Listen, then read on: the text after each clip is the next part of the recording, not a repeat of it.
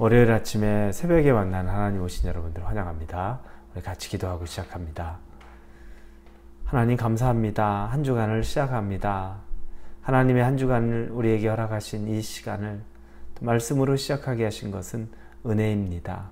말씀에 힘이 있고 말씀에 능력이 있고 말씀에 권세가 있습니다. 활자에 묻혀져 있는 말씀이 아니라 우리의 삶에서 실제로 우리를 움직이고 우리를 독려하고 우리에게 권세가 되는 그 말씀을 누리고 살기를 원합니다. 마음 문을 열고 우리가 결단할 각오를 주시고 말씀에 대해선 순종할 수 있는 열린 마음을 허락하여 주옵소서. 기대합니다. 예수님의 이름으로 기도합니다. 아멘. 오늘 말씀은 마태복음 4장입니다. 4장 1절에서 11절까지의 말씀입니다. 마태복음 4장 1절에서 11절입니다. 마태복음 4장 1절에서 11절입니다. 찾으셨으면 같이 읽겠습니다. 그때 예수께서 성령에 이끌려 마귀에게 시험을 받으러 광야로 가사 40일을 밤낮으로 금식하신 후에 줄이신지라. 시험하는 자가 예수께 나와서 이르되 내가 만일 하나님의 아들이었든 명하여 이 돌들로 떡덩이가 되게 하라. 예수께서 대답하여 이르시되 기록되었을 때 사람이 떡으로만 살 것이 아니요 하나님의 입으로부터 나오는 모든 말씀으로 살 것이라 하였느니라 하시니, 이에 마귀가 예수를 거룩한 성으로 데려다가 성전 꼭대기에 세우고 이르되 내가 만일 하나님의 아들이었든 뛰어내리라. 기록되었을 때 그가 너를 위하여 그의 사자들을 명하시리니 그들이 손으로 너를 받들어 발이 돌에 부딪히지 않게 하리로다 하였느니라.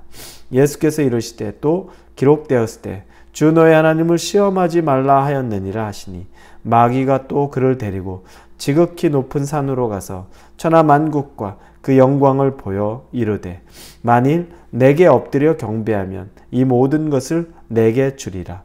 이에 예수께서 말씀하시되 사탄아 물러가라. 기록되었을 때 주 너의 하나님께 경배하고 다만 그를 섬기라 하였느니라. 이에 마귀는 예수를 떠나고 천사들이 나와서 수종드니라.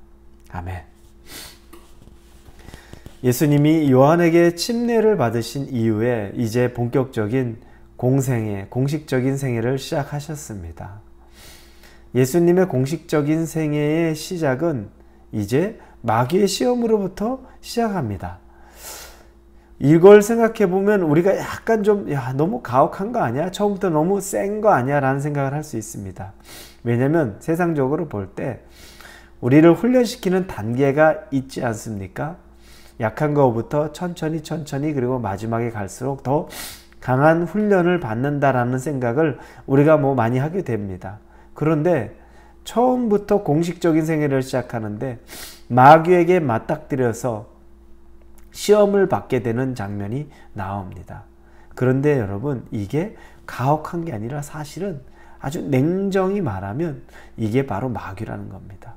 마귀는 때와 장소와 상황을 고려하지 않습니다. 심지어 마귀는 하나님 안에 있었던, 하나님과 함께 있었던 아담과 하와를 꿰어내서 그를 유혹해서 죄를 짓게 만드는 자입니다. 그들은 상황을 봐주지 않고 환경에 연연하지 않고 어떤 때든지 어느 곳이든지 그들이 볼 때 가장 최적의 상황이다, 지금 필요하다고 생각하면 반드시 유혹하고 죄 짓고 넘어지게 만드는 존재라는 겁니다. 예수님은 지금 40일간 금식을 하셨습니다. 마귀는 이때가 가장 예수님을 시험하기 좋은 때라고 여겼던 것이고, 그로 인해 예수님을 시험하는 겁니다. 우리에게도 여러분, 이것이 교훈이 된다면 우리의 상황에 맞게 어떨 때에는, 이럴 때에는 너무 심한 것 아니야? 또는 이때는 아니겠지. 여러분, 우리가 그렇게 장담할 만한 상황은 없습니다. 마귀는 어느 때든지 자신이 원하는 가장 좋은 때라고 생각하는 때 우리를 공격합니다. 그래서 우리가 마음이 좀 풀어지고 느슨해질 때 우리를 공격하기도 하고, 또 때로는 우리가 마음이 힘들어서 굉장히 곤고할 때 또 우리를 공격하기도 합니다. 마귀는 시와 때와 장소를 구분하지 않고 우리를 넘어뜨릴 수만 있다면 넘어뜨리려고 준비하고 공격하는 자라는 것을 잊지 말아야 합니다. 자, 그러면 예수님은 어떤 시험을 받으셨을까요? 첫째, 마귀가 예수님에게 한 것은 돌들이 떡덩이가 되게 하라고 말합니다. 왜 이 시험을 하게 되었을까요? 예수님은 40일간 금식하셨죠. 배고프셨습니다. 사람들은 그렇게 생각할 수 있죠. 아예 하나님의 아들인데, 하나님인데 무슨 배고픔을 그래도 잘 참을 수 있었겠지. 예수님은 완전한 하나님이셨지만 또 완전한 인간으로 이 땅에 오셨습니다. 당연히 배고프시고 당연히 목마르고 당연히 피곤함을 느끼고 때로는 그분은 분노도 느꼈던 그런 분이라는 겁니다. 자, 그러면 지금 이 시험은 아주 현실적인 시험입니다. 그러면서도 가장 시급한, 예수님에게 있어서는 시급한 문제를 마귀가 건드리는 거죠. 이때 예수님이 그 배고픔 상황에서도 마귀의 공격을 이겨내는데 신명기 말씀을 인용합니다. 사람이 떡으로만 사는 것이 아니요 하나님의 입으로 나오는 모든 말씀으로 살 것이니 라고 하나님의 말씀을 인용합니다. 여러분, 하나님의 말씀은 우리가 마귀를 대적하는데 힘이 됩니다.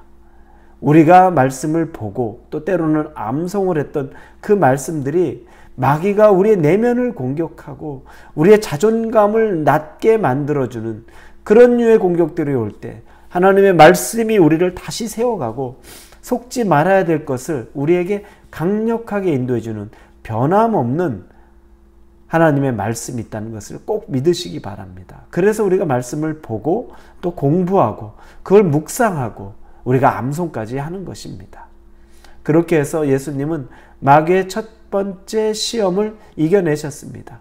그러자 두 번째는 예수님을 거룩한 성으로 데리고 가서 성전 꼭대기에서 뛰어내리라 그러면 주의 천사가 너를 지켜줄 것이다 라고 얘기합니다. 그러면서 그도 예수님이 말씀을 인용하자 시편 91편의 말씀을 자기도 인용을 합니다. 그러면서 말씀이 그렇게 쓰여 있으니 너를 보호할 것이다 라고 이야기합니다. 그때 예수님이 말하죠. 주 너의 하나님을 시험하지 말라. 이 시험은 뭘 상징하는 거겠습니까? 예수님에서 높은 곳에서 성전 꼭대기에서 거룩한 분이 뛰어내렸는데 주의 천사가 그를 붙잡으면 어떻게 되겠습니까? 많은 사람들이 환호하고 많은 사람들에게 영광을 받게 되는 겁니다. 자기 자신의 영광과 자기 자신의 환호를 위해서 기적을 베풀라는 거죠. 예수님은 단호히 거부합니다. 자신을 위한 영광, 그걸 추구하지 말라는 겁니다. 아버지를 향한 영광이 있는 것뿐이지 내 자신을 위한 영광은 우리에게 의미 없다는 겁니다. 여러분, 우리가 첫 번째 유혹에서 먹고 사는 문제 있는 거 다 필요합니다. 그러나 그게 전부는 아니라는 것을 배우게 되고 두 번째에 있어서 우리가 나의 영광을 위해서 다른 사람에게 보여지는 그 영광을 위해서 추구하고 살 그 유혹을 이겨낼 수 있어야 된다는 겁니다. 그리고 마지막 세 번째는 높은 곳에 올라가서 천하만국을 다 보여주면서 자신에게 엎드려 경배하면 그 모든 것을 주겠다고 말합니다. 이때 예수님께서 또 말씀으로 인용하지요. 이 말씀은 사탄아 물러가라 기록되었을 때 주 너의 하나님께 경배하고 다만 그를 섬기라 하였느니라. 하나님을 경배하고 하나님을 섬기라. 눈에 보이는, 세상에 눈에 보이는 안목의 정욕이라는 것이 있죠. 우리 눈에 들어오는 좋은 것, 세상에서 갖고 싶은 것, 그것들로 유혹을 하는 거죠. 다 주겠다. 나한테 경배만 하라. 그런데 예수님의 단호한 말씀은 하나님만 경배하겠다고 말합니다. 두 주인을 섬길 수 없다는 겁니다. 우리는 그렇게 생각하지 않죠. 두 주인을 섬길 수 있다고 생각합니다. 과거에 이스라엘 백성도 그랬습니다. 그래서 하나님도 믿고 바알도 믿고 아세라도 믿고 두 주인 세 주인 다 섬길 수 있다고 믿었던 겁니다. 하나님은 용납하지 않으십니다. 하나님은 당신만이 유일한 주인이 되기를 원하시지 세상의 안목의 정욕으로서 그것도 주인 삼고 하나님도 주인 삼고 이것 하나님 용납하지 않는다는 겁니다. 우리 눈에 우리의 욕심을 채우고 세상에서 빛나고 갖고 싶은 것 그러면서도 하나님도 포기 못하는 것 여러분 그건 두 주인 섬기는 겁니다. 하나님만 경배할 수 있는 그 믿음이 있기를 바랍니다. 하나님이 배고픈 자에게는 먹을 것을 주시고 살 곳이 필요한 자에게는 우리에게 살 곳을 주시는 분이십니다. 그걸로 족하고 감사할 줄 알고 하나님 안에서만 즐거워할 수 있는 저와 여러분이 되기를 예수님의 이름으로 축원합니다. 기도합니다. 아버지 감사합니다. 마귀의 유혹이 이처럼 실질적이고 실제적이며 집요하다는 것을 봅니다. 그러나 예수님은 단호하게 말씀을 근거로 이겨내셨습니다.